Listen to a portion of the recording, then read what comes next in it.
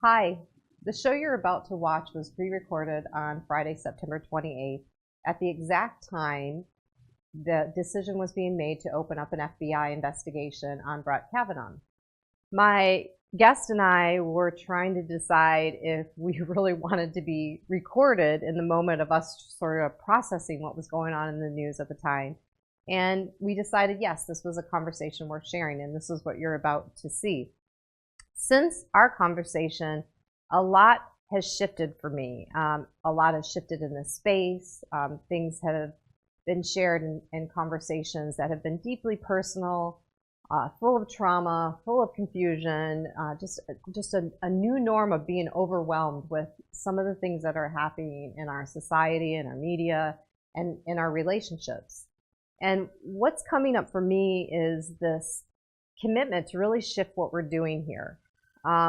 I never wanted to do a show that was about debating, and I never wanted to do a show that was just a straight interview. I always wanted it to be something that we were showing, relating in practice. And I've never been committed to that more than I am right now. And what's really coming up for me is really showing what safe practice looks like. You know, how can we make conversation more safe, even when the topic is not? Even when there's confusion and frustration and disagreement, how can we just be in dialogue and open up a safe space so everybody can say what they're feeling and what they're confused about? So hopefully what you're going to see in the shows to come is we're shifting into that space, and we're going to give you more tools and more examples of how to have safety in conversation and dialogue. And if you're feeling stuff right now and it's confusing and you're like, I need to talk to people, please reach out. Please comment. Please ask questions. There's lots of tools that I personally have in my toolbox, and my guests do too, and they're sharing these things. And maybe some of these things don't make it on film, but believe you and me, I'm collecting them. I'm collecting them for us here, and I'm collecting them for you. So keep that in mind if you're feeling some frustration and you need to connect with somebody. So what you're about to see is a conversation with Dr. Rahuldeep Gill. And he serves as a campus interface strategist, and he directs the Center for Equality and Justice at the California Lutheran University, where he's a tenure professor of global religions. He is a published author and expert on Sikh history and global outreach. Dr. Gill's mission is to guide leaders for a global society who understand the value of getting others to speak, hear, and act together for the common good. Take a look at this show, and if you feel something, say something. Talk to us.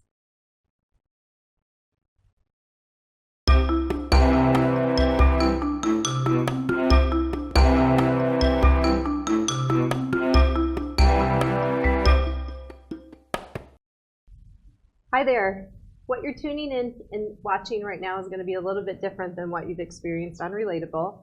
I'm sitting with a new friend and mentor and just wonderful person that I hope that I get to have more experience in life. This is Dr. Rahuldeep Gill. Rahuldeep Gill. Thank you.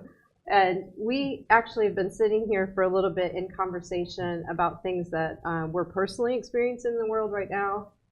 We are also in the moment of the appointment or the hearings around Judge Brett Kavanaugh. That's going on right now as we speak. There's been some delay. They haven't announced if they're furthering or going to step back and maybe do some more investigations. So we've just been talking quite a bit off camera. There's a lot to talk about. There's so much to talk about. And rather than have some scripted questions or whatever, we felt like this just us talking to each other was important thing to do. We got to go with it. We just got to wrap right now. Yeah. So, I mean, where did we just leave off? Beatrice has had some tears on the other side of the camera. We've had some tears. Yeah. Like, it's Kleenex is out. The Kleenex is out. It's like there's a lot going on. There's a lot to process. Yeah. In our larger culture right now. And sometimes I don't know what we mean by the word our, right? Because we're talking about United States culture, and social media and video has a global reach. So maybe Canada's interested, maybe Mexico's interested. I don't know if the Philippines are interested in what's going on, but everyone around the world is going through, I think, a lot of similar questions, right? Mm-hmm. About what is happening with power in our societies right now. Mm-hmm. I think that's live for a lot of people. Mm-hmm.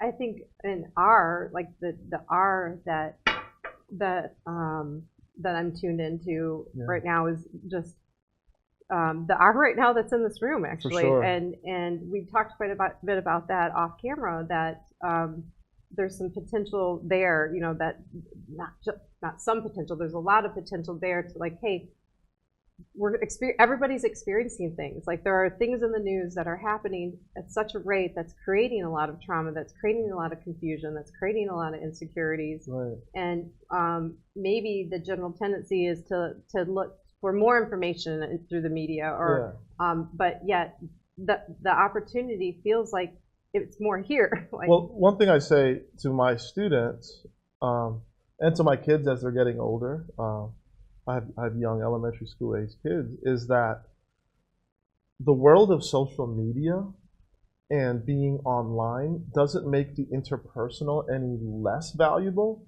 In fact, I would say that it makes interpersonal embodied communication in rooms together ever more valuable than it has ever been. Yeah. This is the zone in which real change can happen, but it's a small scale. Mm-hmm. And we think a lot about scale. And I think sometimes our focus on scale and how big this conversation can get and what is the conversation hijacks the humanity between people. Well, what do you think about that? No, I 100% agree. I mean, I'm feeling that. I shared earlier, it's there's something off for me when the outrage becomes more of the emphasis than where are we here? Like, what is there learning? Is there opportunity to provide each other healing? Is there just like, hey, I am coping with a lot, and how do I release that? And do we need to just go throw darts at a bar and drink some beer? Like, what is it? Like, well, let's talk about outrage. Yeah. Right? There's multiple kinds of outrage that are always taking place. And I think one form of outrage is outrage as resistance, outrage as disempowered people trying to find their power. And if our society has moved in any progressive, positive direction where there are more people who are benefiting mm-hmm. from the structures that exist, it is because somebody was outraged at some point, mm-hmm. right? Yeah. So the question isn't how do we bottle up outrage or how do we keep outrage out of the conversation? What is the question then? I don't know.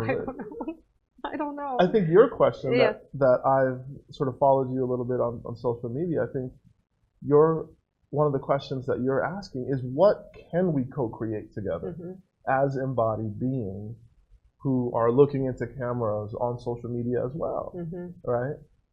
What can we co-create? How can we make curiosity more of a thing? You know, how can we make time for that? Yeah. How can we value that more? Right. Those are the things. Like, yeah. Believe it or not, I'm somebody who should be living into curiosity.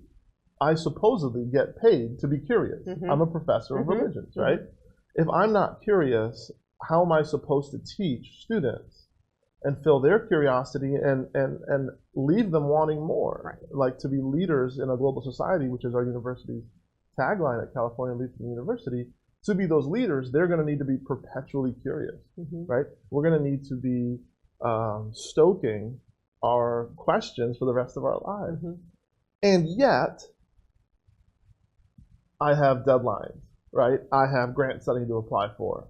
I need to make sure that the midterms are graded and, you know, these things are handed back, and that there's all this kind of what we call neoliberal baggage, mm-hmm. right? Which is kind of another way of saying corporatism and capitalism and making money and all of that stuff associated with that culture, that has infiltrated even the professorate, right? Mm-hmm. And it feels like we have less time than ever to be curious.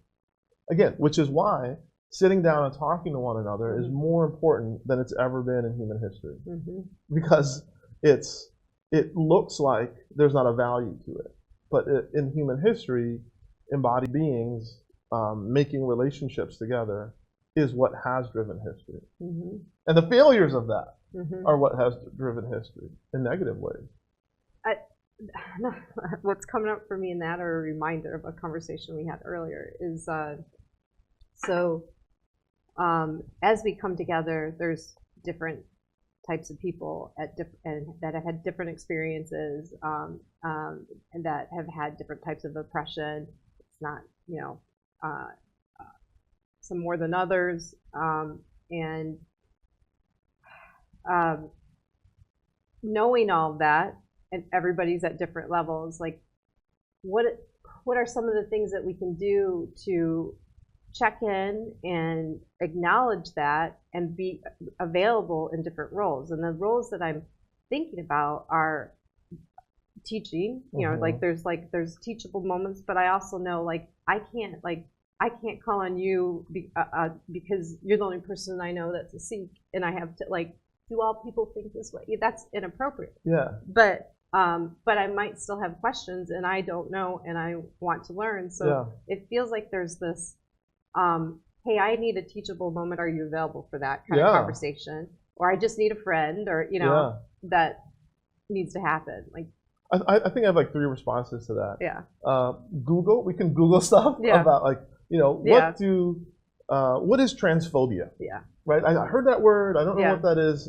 I can Google it, and I can get some definitions that are more useful or less useful. So on the one hand, we've got to be better at figuring out how the basic information that we do need, how we process that, how we say what is good information online, what is bad information online, right? Yeah.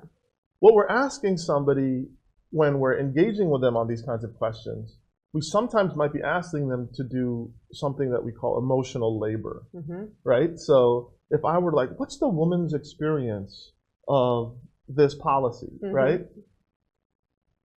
Not only is that generalizing, it's asking you to teach me something that I would actually need multiple points of entry to actually learn about. So the third thing that I would say, and it's related to all of the first two, is that when we answer, we need to use I statements. Right? Yeah. And I statements are powerful because they free the person who's answering from having to talk on behalf of all members of the group that they're representing, right? So not all men look like me, not all men think like me, not all men feel like me, right? And it's the same thing with heterosexual men, it's the same thing with Sikh men, it's the same thing with Sikh men who wear turbans, right? It's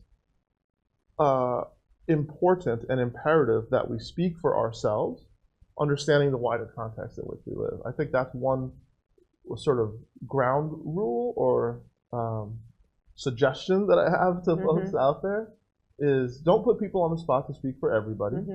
You can find some information that you need online. When you do, check in with them, as you so wisely did, in how you set the question up, and then allow people to speak for themselves, and you should speak for yourself, and not for everybody. 100% agree with that. Yeah. And just the idea of check-ins, right? So we have a device now that's in the middle of most of our communication. It's really easy to use it over any other form of communication, and particularly texting, and it's very interruptive. It's 100% interruptive, right? So we're not in practice of a check-in. So if I have some heaviness to me, and I need a download, I want to process with a friend, I don't think it's right of me to assume that my friend is available for that and jump into this heaviness.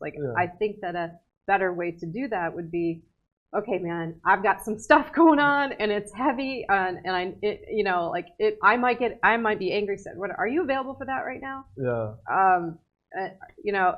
I think that's something that in process of lots of things that are going on, it's the value of slowing down and doing a better job of setting boundaries, Yeah. allowing people to set their own boundaries, Yeah. and looking at the context of time, because Yeah. what I'm available for right now might not be what you're available for. Yeah, for sure. And I think we need to have multiple people who are there for us in those ways. Mm-hmm. So my friend and mentor, Dr. Carrie Ann Rockamore, who is on Instagram as running with fire. Nice. Yeah, has taught me that I think of mentorship as a one-to-one relationship with some sort of guru in the mountain, Yeah. right? When in reality, mentorship has to be multiply applicable. The mentor I need for this situation is different than the mentor or teacher I need for that situation. So I don't need one mentor, I need 30, right? Mm-hmm. And I need to change the way I think about mentors. I need to change the way I think about what I need from folks. Mm-hmm. And finally, I need to think about other people's needs, because that's what relationship is, right? And sometimes you want to privilege the needs of the other, I would say most times, and sort of check in with where they're at. But, for example, you might have a friend with whom you have safe space and you can call and say, I need to process this right now. And those friends are going to be different than the people who are going to give you advice on how to run your business. Sometimes there may be some overlap, but if there's too much overlap in those people, once you map out, right, who are you going to, you need to find new mentors. And that takes some vulnerability to reach out to new people. Yeah. But sometimes, like, my students are my mentors, right?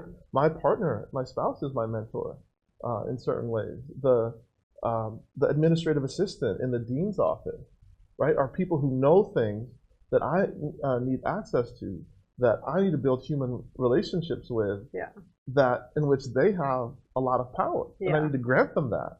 And that's also mentorship. They are mentors for me. What came up for me when you were sharing that is, this is where I feel very spiritually supported.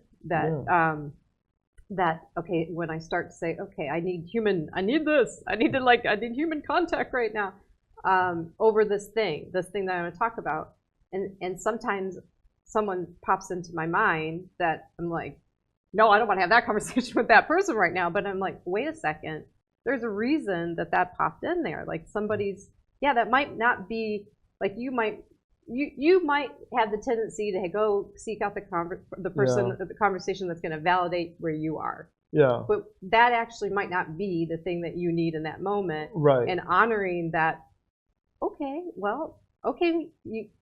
that person's face popped in my head. Like, right. Maybe I should call them right now. So there are people. Sorry to interrupt you. No. There are people whom we need to build safe spaces with. Yeah. And they are really, really important people in our lives, and they give us unconditionally safe spaces, right? Those are not going to be the people that we learn different perspectives from. So then we got to shift over here and be like, okay, once I feel safe enough, right, who can I turn to say, hey, these hearings have been really tough for me as somebody who has these political affiliations. I know that you come from a different political affiliation. Can I ask you the specific question about that and how you're processing this? Yeah. Or can I give you the opportunity to be yourself and say something that I might think is not rational, but I'm going to listen? So we need different people to do different things. And I would argue, or just put out there too, that yes, you could go to the safe person first, or the person that you have established safe boundaries with, and then have the more difficult conversation, or the one that there's potential for learning after, or the opposite. Like, you might need to, like, I want to rip this open, and like I need this right now, and then maybe I need a little loving, so there's no right way of doing it. It's more about identifying that there are different relationships that we need. We're not perfect. We're gonna mess up. And whoever you go to, and whatever time you go to, they have stuff going on too. Absolutely. So like checking in and allowing them to be present for what it is that you're dealing with, instead of just imposing it in that moment, probably is a good idea to do. Well, we have this theory in in the academic world, and now it's sort of opening up into some activist worlds, and it has been for several years, that talks about the intersections of identities. And it's called intersectionality. And people kind of hear that word, they're like, I don't know what that means, I don't like it, it's too big of a word, it sounds like it's a passing fad. It's been here for decades. And really what it's saying is that we are all made up of different identities. All those identities are socially constructed or have a lot of social influence into what it means to be a man, right? A brown man in the United States. Now, a brown man in the United States in 1950 is different than a brown man in the United States in 2018. Is different, and whether I'm in Florida or California makes a difference. So the context in which we're engaging with other folks, what identities they're bringing to the table, and what they're going through on any particular day really impacts the way any relationship is going. So sometimes, you know, I do trainings on interfaith cooperation, and we talk about our identities in that. And sometimes I have, you know, white men come up to me and say, yeah, that was really uncomfortable for me, right? And I want to honor that. And I want to say, yeah, why was it uncomfortable for you? Well, I had to think about stuff that I don't usually think about. What was that stuff? Well, I'm white, I'm male, I have all this privilege, and people see me as this bad guy, as this oppressor, and that feels rough and that feels tough. And instead of making that the end of conversations, right, I need to lean into that conversation and say, yes, let me tell you about how people's assumptions of me have impacted some stuff I've gone through this week. And that's where I think when we think about the intersections of identity, it's possible to open ourselves up to something called solidarity, right? And this is a theory that a lot of intersectional feminists have been talking about for a long time, one of whom you should talk to. Her name is Ange Marie Hancock. She's on social media as well. She's a professor at USC. And she talks about how we need to be moving away from something called the oppression Olympics, which is who has it the worst, and competing for the worst, you know, competing for being the most oppressed, to a politics of solidarity. And by politics, I think we often think about politics as something out there in the world, and that happens every couple of years, and we go and vote, and then we come home. But politics is everywhere. This is a political interaction, right? You have a certain amount of privilege in which I'm coming into your studio, and you're sitting down and asking me questions. And then I come with a certain set of assumptions and a certain set of experiences as well, right? I can out-shout you, right? I can stand over you. I'm taller, I'm bigger, I'm a man. And so I have a certain amount of both baggage and benefit, right, that I'm bringing to any conversation. Being a little bit aware of that, I don't think is such a bad thing for us right now in this society. Being aware of that makes us uncomfortable. And I think you brought up curiosity earlier.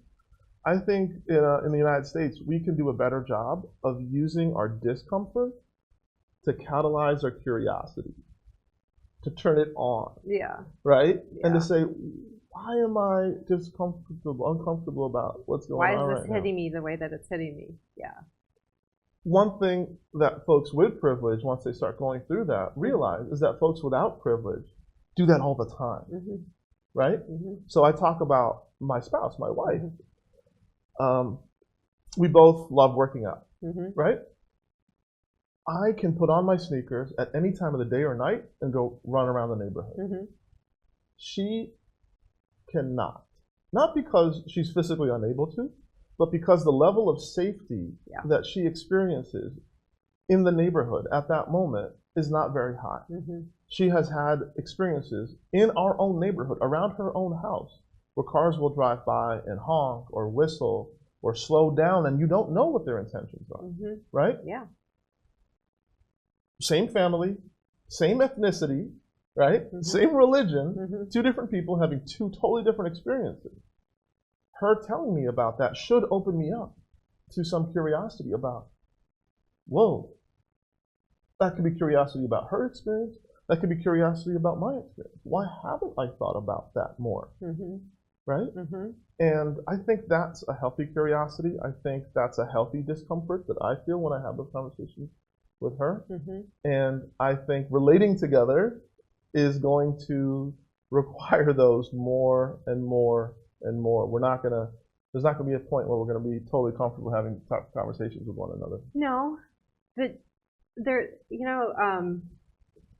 playing devil's advocate, there's definitely people that I know and people that we both have probably experienced in this world that are like, yeah, that's all too much work. Like, I'm just gonna stay here, believe this, and that's it. And they might have a tendency to either sort for similarities or sort for differences.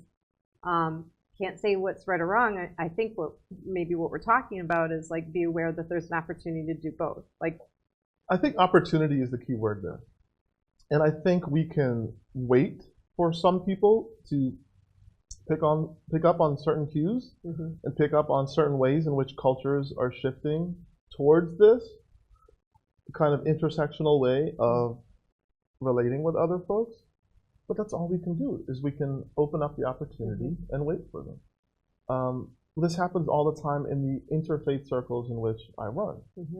One of the stories I tell about is that there was a Christian pastor who, after the Sandy Hook shootings, which were extremely traumatic for the entire nation, I would say, and that was a very tough moment in which a violent act, an act of mass violence, mass death took place in an elementary school.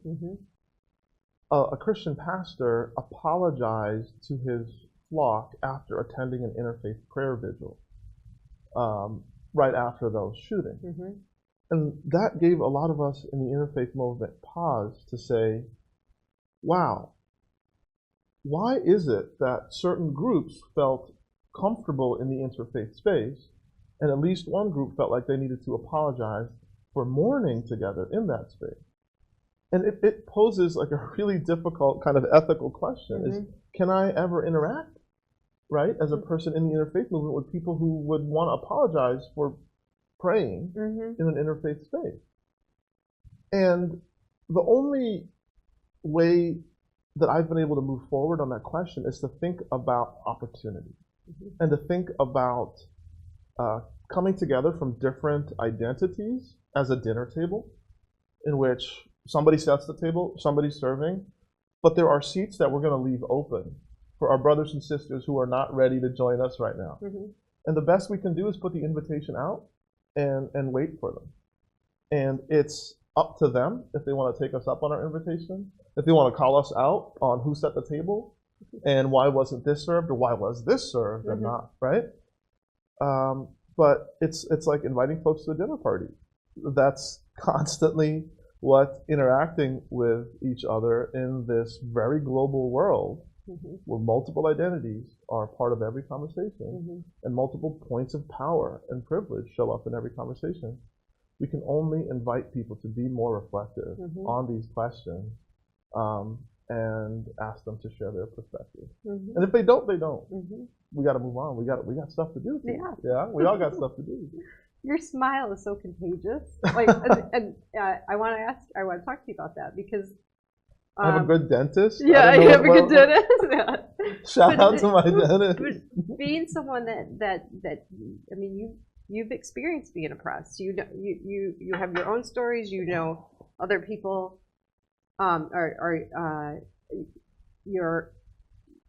you're sensitive to the experiences of a lot of people. You're dealing with the kids or young adults that are coming up and have their experiences. You have there's heaviness around you a lot of the time, but I experience you, and even in this heavy conversation, I'm experiencing your joy and I'm experiencing your humanity. And is that something that you had to work on to like go, like, hey, this stuff's heavy, but I still have love, what keeps this light on, I guess, is maybe the best question to.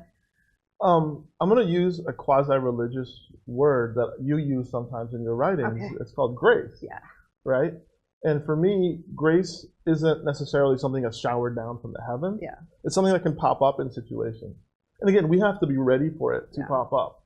So long story short, the hard work that have had to do in my life is to show up in situations and be ready for joy to appear.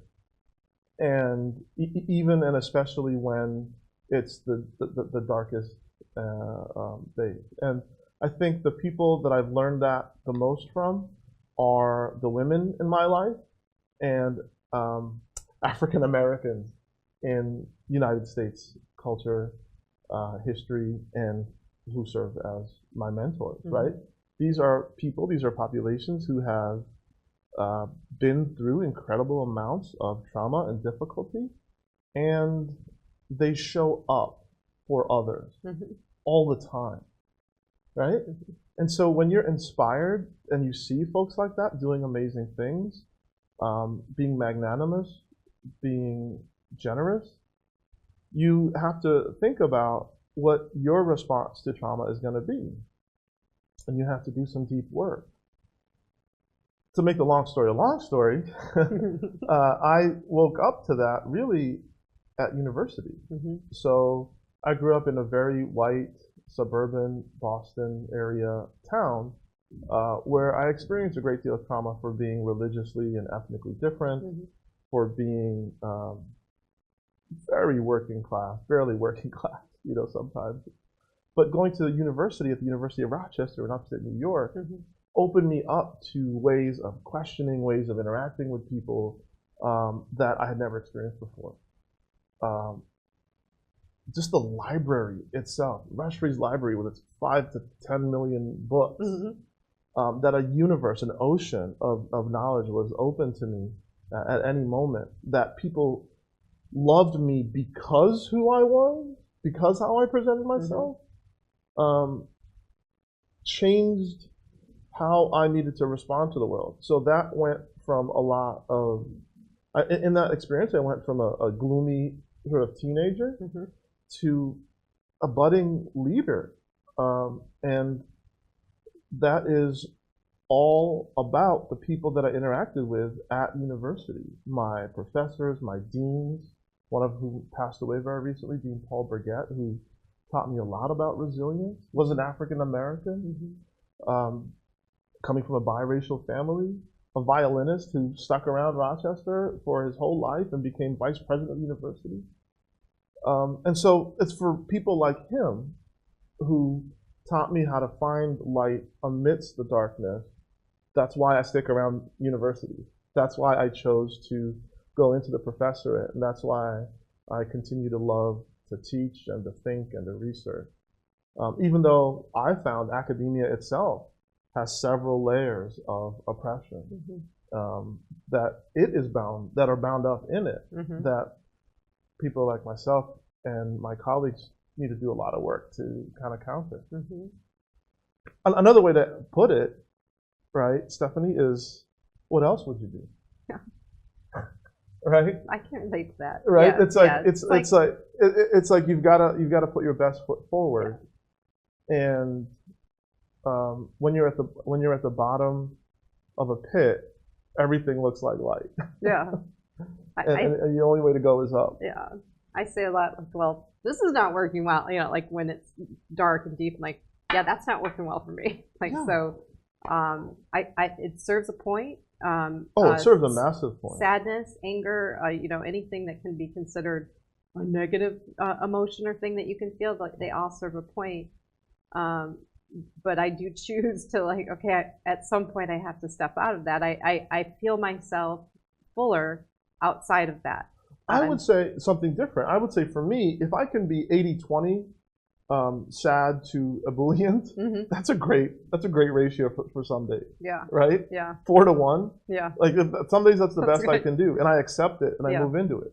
You know, it's the days where it's like 99-to-1 that I really need to call a friend or my therapist, right? Yeah. Like we live amidst trauma. A human experience is a traumatic experience. And we have to accept that, and we need to lean into what allows us to show up in the world as we need to in any given moment. Yeah. I think we have time for one more question, and the one that I want to put some time to is I keep feeling that by design, our human condition might not have been the greatest design for the amounts of information that we are now being exposed to, especially with consideration to how much of that information does feel like trauma. So in my personal experience, I'll just speak in this note. So when I see something on the news or feel something on the news, it hits me somewhere, and yet I don't have the luxury of time to kind of go through it, or I don't have a friend around, or I'm working because we got to pay the bills, and I move away from it, but it doesn't leave me, and then another one hits me, and then another one hits me, and then so having some awareness around that, or having some process around sometimes the conditions that we're just in are so much that one little thing that you're already full. This is trauma. It's filled up to the brim. A new thing comes in, and you are just shut down, a mess, overfilling with I can't. I have no coping mechanism left. To deal with all of this. And so a lot of my energy right now, there's a question coming, I promise you. That's okay. I'm working it out. Please. A lot of my energy now is coming from a place of personally, how can I be more preventative, develop process for myself, with friends, with colleagues, that allows all of us to process this as more frequently, or just have a process for getting it out and acknowledging that it's there, so that we can have this, so we can have these other experiences too. So it's thoughts around how the stuff is hitting us and dealing with it. And well, Audre Lorde, who's a great womanist philosopher and theorist, talks about self-care, and she has a great quote that I'm going to bungle, but you can Google it and find Audre Lorde saying, self-care, right, isn't this trivial thing. It's an act of political resistance. It's an act of showing up in the world as yourself. And I sometimes think about self-care, as opposed to, right? We have this term in our society called self-care, and the reason we have to have that term is that a lot of the structures, especially the economic ones, in the world that we navigate, requires us to do some level of self-harm, right? Self-harm is a little bit normal. There are days where I am not ready to see the sunlight, but I got to get up and get the kids to school and get to university to teach a class, because 40 eyes are waiting for me to walk in the room. And if I don't, somebody might call my boss and say, he's got to pay his bill some other way. So I really believe in building practices around self-care, the most basic of which start with breathing, right? The next level of which go to consuming healthy amounts of water and the right calories in the right ways. And the third level of which really requires community. You need to constantly be in community. That could be your family. That could be another place where you feel safe enough to be yourself. I'd add rest into that too. Oh my goodness, I know some of the things that we talked off air about that I need to deal with in relationships right now. That if I was to deal with them where I am right now, it wouldn't be, either one of us would be well served in that. And I know that rest is required, and because I don't feel right in this moment right now. Self-care has not been top priority in the last 72 hours. So can I give you some wisdom from the Jewish tradition on this? Rabbi Abraham Joshua Heschel, who survived the Shoah, the Holocaust, immigrated to the United States, marched with Dr. King in Selma, and said, when I marched, I felt like my legs were praying. right? This is a conservative Hasidic mystic, right? He writes an essay on the Sabbath, and he makes the radical claim that it's not that the Sabbath exists for the weekday, right? We have this idea in our society that, oh, be mindful so that you can be more productive, right? Get some rest so you can go to work and be better. As if the Buddha was sitting under the pitbull tree so that we could make all the apps that we have, right? Like as if that's what mindfulness and spirituality are rooted in. No, he says, Heschel says, the weekdays are for the Sabbath. Because Sabbath life is real living. Right? It's when we are there in community. For him, it was about God's abundance and worshiping that and being in that. For someone who has a different vision of God or doesn't, it can be about other things. But I really resonate with his concept that, the work that we do is for our ability to be resilient and to rest, right? We don't look at plants, be they succulents or flowers, and say, come on, grow faster, right? Yeah. They need water, they need air, they need sunlight to be themselves. And what are we planting? What are we seeding in our lives? I think we need to have a larger conversation about this. If you out there have some power over other people, you're a manager in an office or a supervisor, think about that in relation to the people that you oversee. If you're a parent, think about that in relation to yourself and your children. I think there's a lot of ways in which we dehumanize human relationships, human experiences, and we need to always be talking about how to make the world more suitable for human life. Life in general, right? Cross species. And I think that is not a separate question from the earlier questions that we were talking about in relation to intersectionality and identity. We show up in spaces as people with traumas and privileges and experiences that we've inherited, right? And life is sort of always constantly asking us, now what? Right? Life is always asking us, now what? Not just as individuals, but as communities.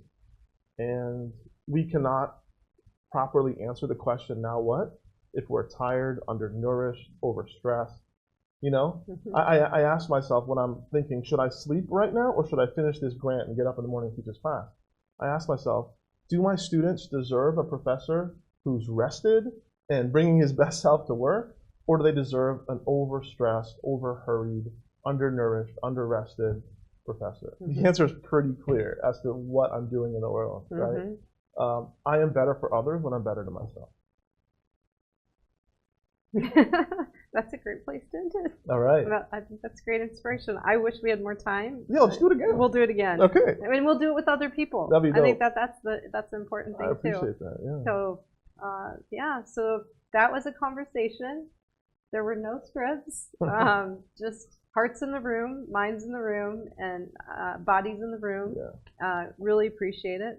Either you guys all should know, either one of us were so sure that we should talk today because of other things, and I'm glad that we did. I'm glad we did too, Stephanie. Thank you for having me on. Thank you. Thank you. So we'll be sharing how you can get in touch with Dr. Gill, all of his links, he's got lots of great videos. He's wrote a book. He, he's on social media. Are you active on social? Like, I'm addicted to Instagram right now. Instagram's kind of my thing too. Yeah. So we will share that all in the archives, and I think the show that will be after the show will be with activist Maggie Shelton. So tune in for that. As always, more than ever, relate with more curiosity.